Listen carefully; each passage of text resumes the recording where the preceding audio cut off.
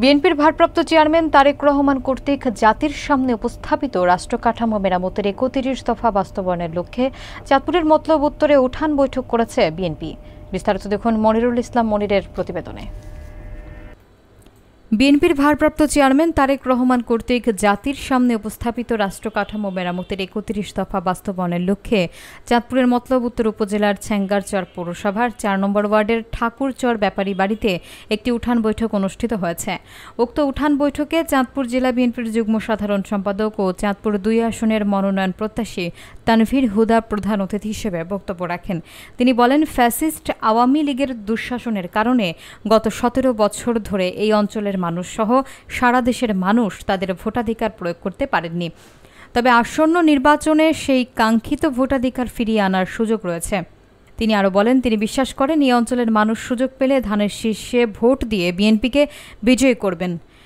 তিনি আরও বলেন, তারেক রহমান উপস্থাপিত ৩১ দফা বাস্তবায়নই দেশের মুক্তি এবং উন্নয়নের একমাত্র পথ। এই দফাগুলো নতুন বাংলাদেশ গঠনের রূপরেখা। তিনি অভিযোগ করেন, আওয়ামী লীগ ১৭ বছরের দুঃশাসনের মাধ্যমে অর্থনৈতিক, সামাজিক এবং প্রশাসনিক কাঠামোকে ভেঙে দিয়েছে। সেই ভঙ্গুর রাষ্ট্র ব্যবস্থাকে পুনরুদ্ধার করতে হলে জনগণের ভোটে বিএনপিকে ক্ষমতায় আনতে হবে। ছ্যাঙ্গারচর পৌর ৪ নম্বর ওয়ার্ড বিএনপির সাবেক সভাপতি মোহাম্মদ আজিজ খানের সভাপতিত্বে এবং পৌর যুবদলের সাবেক সভাপতি মোহাম্মদ সিরাজুল ইসলামের সঞ্চালনায় এতে আরও বক্তব্য রাখেন বিএনপি নেতা আব্দুল হান্নান লস্কর, ফরাজিকান্দি ইউনিয়ন বিএনপির সভাপতি ইয়াসিন মোল্লা, ছ্যাঙ্গারচর পৌর বিএনপির সহসভাপতি জাহাঙ্গীর মোল্লা, সিনিয়র যুগ্ম সাধারণ সম্পাদক বিল্লাল ফরাজি সহ অনেকে। ডিক্লেয়ার করবেন, ঘোষণা করবেন এবং সেটা নিয়ে চিন্তার কিছু নাই। কারণ আমরা কাজ করি, আমরা রাজনীতি করি বাংলাদেশ জাতীয়তাবাদী দলে, আমরা কাজ করি শহীদ রাষ্ট্রপতি জিয়া রহমানের আদর্শে উজ্জীবিত হয়ে। আমাদের নেত্রী হচ্ছে বেগম খালেদা জিয়া, আমাদের নেতা তারেক রহমান সাহেবের নির্দেশনায় আমরা মাঠে থাকি। আমাদের মার্কা একটাই, সেটা হচ্ছে ধানের শীষ। আমরা নমিনেশন পাইলে আসি, নাইলে নাই, এই ফর্মুলাতে কাজ করি না। ধানের শীষ পাইলে ধানের শীষ, না পাইলে তো আমার আনারস আছে, এই ইতিহাস আমাদের নাই।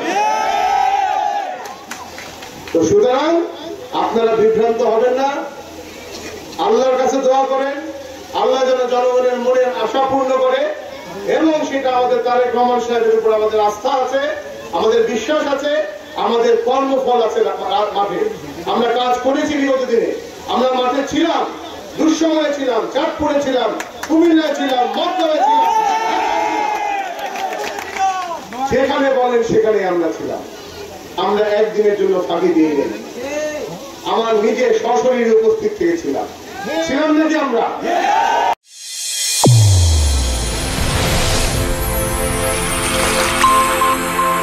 চ্যানেল A1 হৃদয়ের স্পন্দন।